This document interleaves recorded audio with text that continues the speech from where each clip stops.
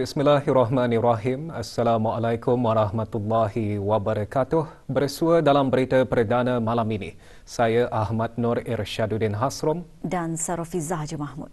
Berita-berita utama malam ini.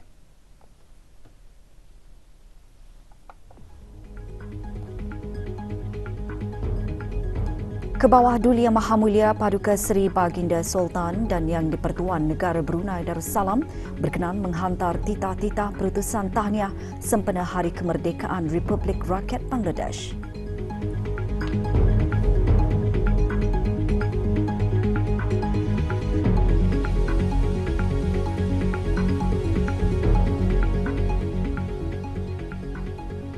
Para peniaga tidak melepaskan peluang untuk menjana pendapatan mereka dengan berniaga di gerai-gerai Ramadan.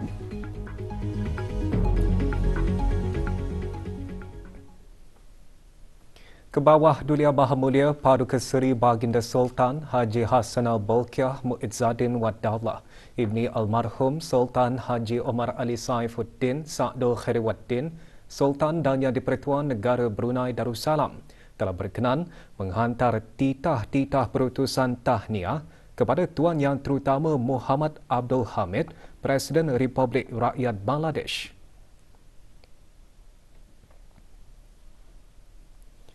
Dan Puan Yang Terutama Sheikh Hasina, Perdana Menteri Republik Rakyat Bangladesh serta Kerajaan dan Rakyat Republik Rakyat Bangladesh sempena dengan Hari Kemerdekaan Republik Rakyat Bangladesh.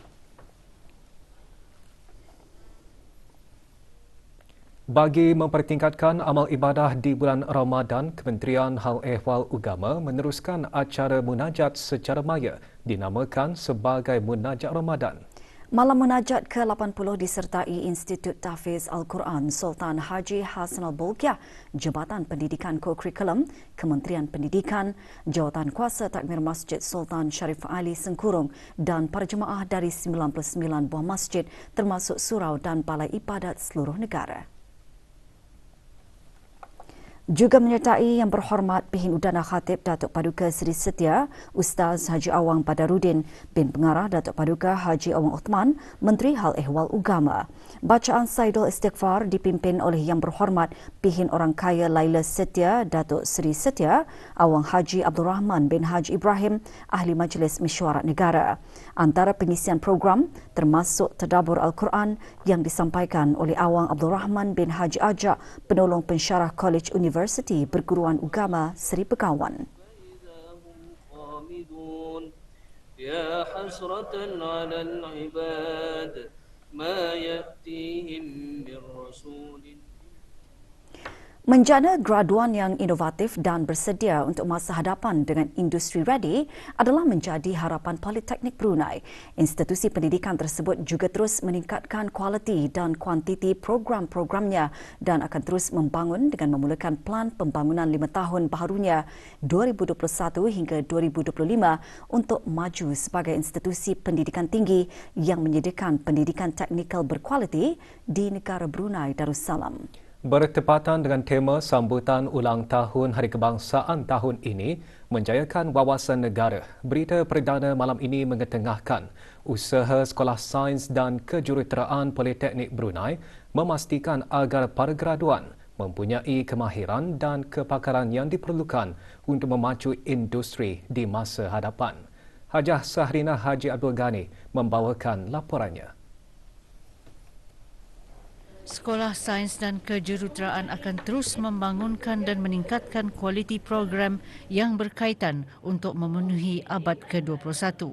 Langkah tersebut direka untuk memastikan jurang antara pendidikan kejuruteraan dan praktikal adalah minimum.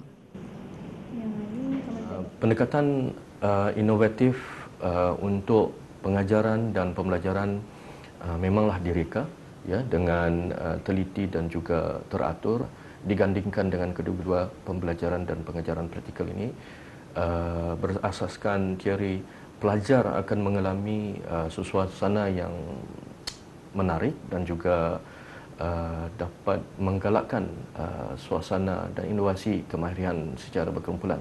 Dengan hala tuju ini, Politeknik Brunei akan terus berkembang sejajar dengan hala tuju untuk menyokong rancangan pembangunan negara bagi menyediakan pelajar menjadi aset dan pelajar yang berguna, berinovatif dan juga dalam pembangunan sosial ekonomi negara dan akhirnya untuk mencapai wawasan Brunei 2035. Melalui gabungan tenaga pengajar yang berpendidikan, yang berkemahiran dan komitmen daripada pelajar, Sekolah Sains dan Kejuruteraan Politeknik Brunei berkemampuan melahirkan pemimpin masa depan yang memenuhi keperluan industri dan pelajar yang mempunyai kecekapan sosioteknikal. Saya di Politeknik Brunei telah mempelajari banyak hal bidang reka bentuk dan seni bina, dan saya juga belajar tentang Brunei Architecture. Hasrat untuk melanjutkan pelajaran saya di Universiti Teknologi Brunei untuk menjadikan rakyat Brunei yang berpendidikan dan berkemahiran dalam bidang seni bina. Macam projek-projek yang diberikan oleh Politeknik seperti assignment, seperti membuat residential house dengan commercial house. Jadi Politeknik juga melatih kami dari segi rules and regulation di negara Brunei Darussalam. Dan juga Politeknik juga mengajarkan kami tentang software, yang mana software ini boleh membawakan kami untuk mencapai wawasan 2035 ni lah. Kasih ibu sepanjang masa, itulah ungkapan yang sesuai untuk menggambarkan para ibu yang berjuang membesarkan anak dengan keperluan khusus sindrom Down. Sempena Hari Sindrom Down Sedunia yang disambut pada setiap 21 Mac, berita perdana malam ini membawakan kisah pengorbanan seorang ibu membesarkan anak sindrom Down bagi menatang minyak yang penuh. Bersama Daengku Nur Hamidah Pengiran Ahmad untuk laporannya.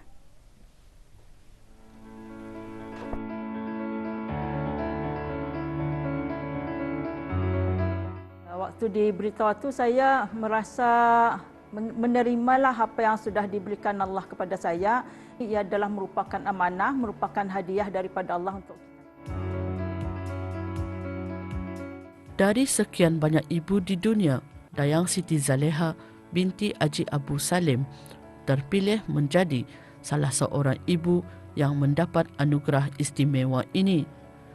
Beliau dikurniakan Mahmud Syukri yang didiagnos sindrom Down sejak lahir. Yang seperhatikan dia merasa apa yang macam saya, kalau saya sedih kah, saya ngalih kah balik kerja apa, ia akan duduk di dekat dengan saya sambil meletak-letakkan kepalanya, bermanja-manjalah saya kan. Jadi itu macam apa, mengurangkanlah kepenatan kita ni. Walaupun memiliki anak istimewa, namun Siti Zaleha dan suami tetap bersyukur dengan anugerah ilahi ini. Usaha mereka bukan setakat mengasuh Mahmud Syukri, bahkan mereka juga melengkapkan diri dengan mengikuti kursus kemahiran keibubapaan untuk anak-anak istimewa di Malaysia. Selain daripada kami mengikuti bimbingan di CDC, Child Development Center, kami juga ketika umurnya 2 tahun lebih, saya mengambil ada satu terapis untuk membagi bimbingan di rumah untuk melatih. Alhamdulillah lah, saya bersyukurlah dengan perkembangannya sekarang ini, di mana ia boleh membaca.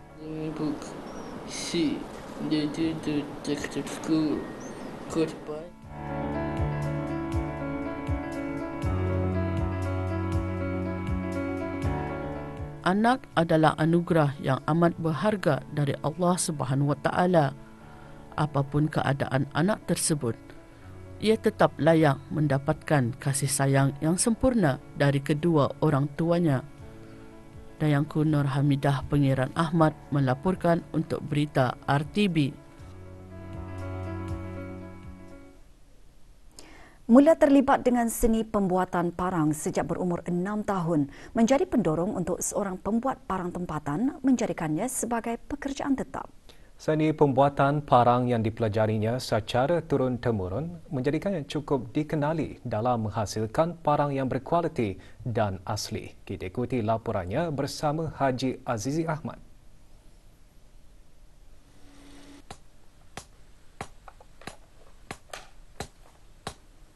Sebut sahaja Awang Haji Omar bin Haji Daud.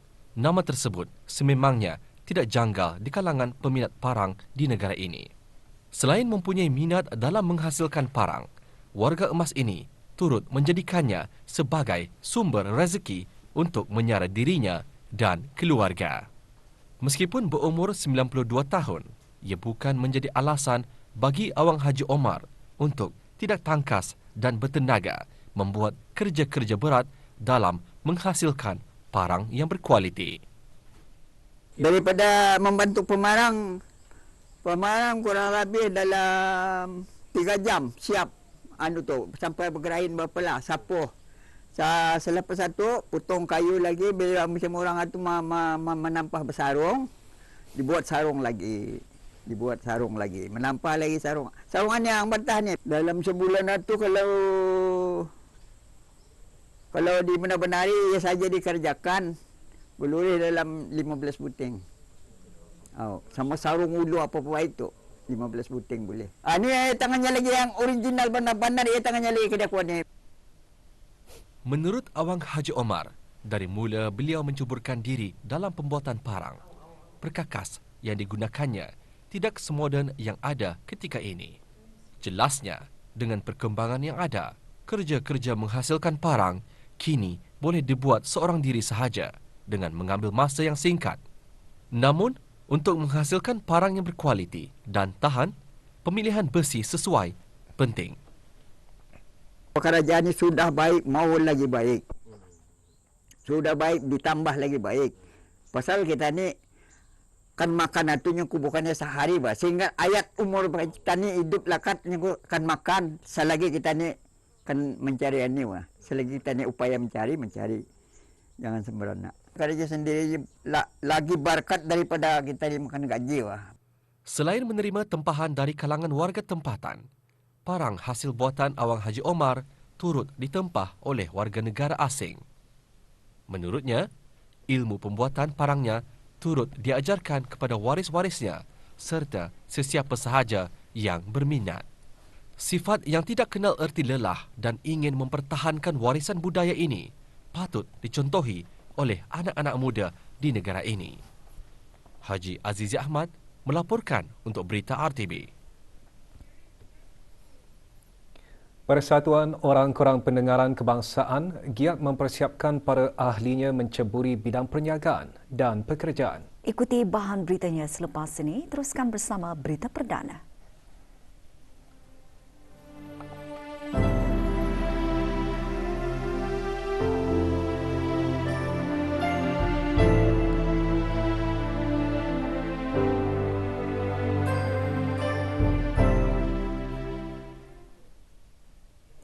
Ingin menikmati juadah bersahur di tempat terbuka?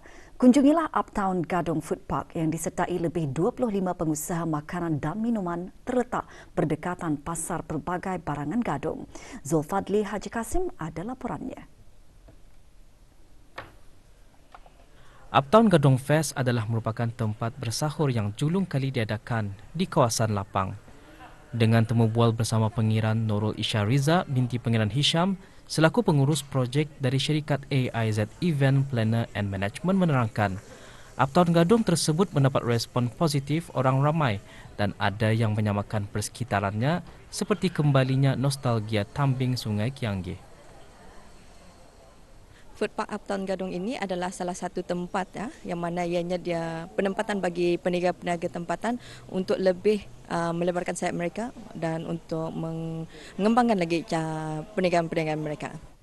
Harapan kami ianya akan terus kekal bagi kedepannya bagi peniaga-peniaga untuk mengembangkan lagi perniagaan mereka dan ianya tidak akan berhenti di sini saja. Cadangan di sini insyaAllah kedepannya akan banyak diadakan program-program seperti jualan-jualan dari peniaga-peniaga tempatan seperti jualan tradisional seperti ini dan insyaAllah pada hujung tahun ini kami ingin membawakan konsep padian. Uptown Gadong Sahur Fest dibuka seawal pukul 9 malam sehingga pukul 3 pagi dengan menyediakan jualan-jualan menu peniaga yang unik, segar dan bersih.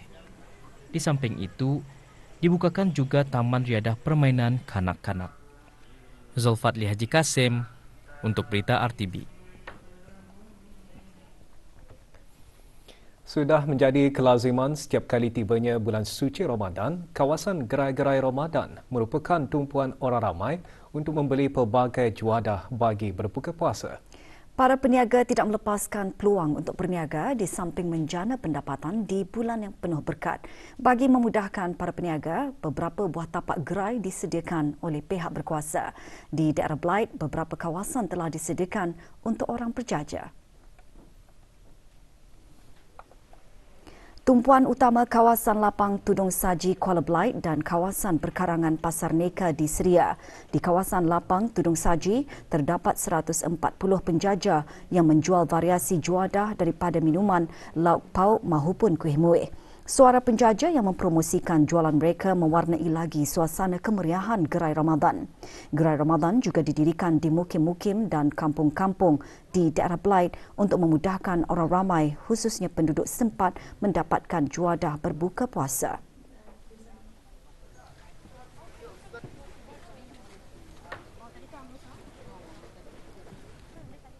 Bagi saya, juadah macam jualan bulan Ramadan ini bukan selalu diadakan setahun sekali. Lagipun banyak pilihan lah di sini, bermacam-macam jualan yang ada, kuih muih yang mana jarang kita ada lihat lah kalau di hari biasa. So, indah rugi juga datang ke sini untuk membeli sedikit sebanyak untuk makanan sukai lah. Selalunya bergedil, mie goreng, ada macam itu kebab dia, macam itu lah cucuran gitu. So kadang kalau minuman macam Mexico yang itulah yang cordial drink satu, kadang Thai green tea apa itulah. Kalau min-minnya selalunya satu. Kalau kuih-kuih apa tu maybe dalam 5 lah macam tu, ramai. Manakala di daerah Tutong, kawasan lapang berhadapan dengan Hospital Pengiran Muda Mahkota, Pengiran Muda Haji Al-Muhtadibillah Tutong, Gerai Kilometer 28 Kampung Kupang dan Gerai Mukim Telisai adalah antara gerai-gerai Ramadan yang menjadi tumpuan orang ramai untuk mendapatkan pilihan juadah berbuka puasa. Di daerah Tutong, gerai-gerai Ramadan di bawah kawalan Jabatan Daerah Tutong dibuka setiap hari bermula dari pukul 2 petang hingga menjelang sungkai. Jualan ayam tajau, cendol beras kampung dan pelbagai jenis masakan kampung adalah antara jualan yang menjadi pilihan orang ramai di musim bulan Ramadan untuk memenuhi selera untuk berbuka puasa. Gerai-gerai Ramadan yang disediakan setentunya memberikan peluang kepada para peniaga untuk mencari rezeki dan menambah pendapatan sampingan. Para pengusaha jualan di gerai Ramadan juga menitik beratkan tahap kebersihan daripada penyediaan makanan hinggalah kebersihan gerai masing-masing. The specialty about our ayam tajau ni is kami membuka setiap tahun, so masa bulan puasa sahaja. So the sales will be alhamdulillah menggalakkan. Kebersihan memang kami prioritaskan, start dari preparation rumah sampai jualan kemari lah, sampai ke tangan pembeli itu. Kebersihan memang kami utamakan. Beras kampung ini kami dari turun-temurun pakai beras kampung. Udah banyak orang yang membuat beras kampung ini aku lihat. Ya, aku buat pakai beras kampung saja. Pasal kami dari dulu-dulu nini-niniku pun pakai beras ini juga membuat cendol.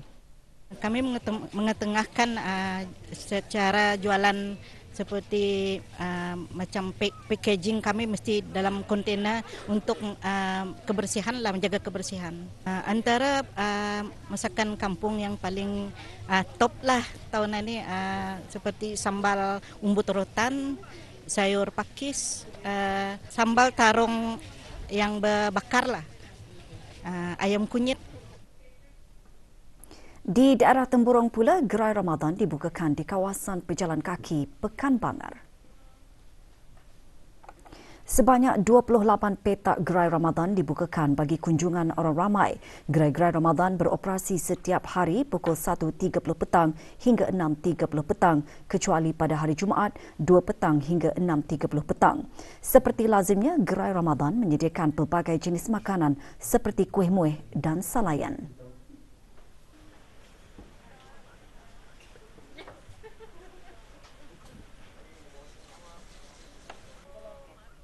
Kalau kami jual sate pulang saja. Adalah yang adikku berjual nasi, mamaku berjual makanan. Banyaklah tempahannya juga. Banyak orang betul mengudar apa macam itulah. Dibanding sehari biasalah. Kalau kan berbisnes jangan termalu. Alhamdulillah jom galakkan. Kalau masa bulan Ramadan ini macam bertambah lah daripada hari-hari biasa macam kami di rumah tu kan. Untuk generasi yang muda-muda supaya jangan malu-malu lah untuk mencari rezeki macam mana ni. Pasal ada jauh faedahnya daripada menunggu indah kerja, baik tah berdagang macam mana ni. Setahun dengan ibu bapa.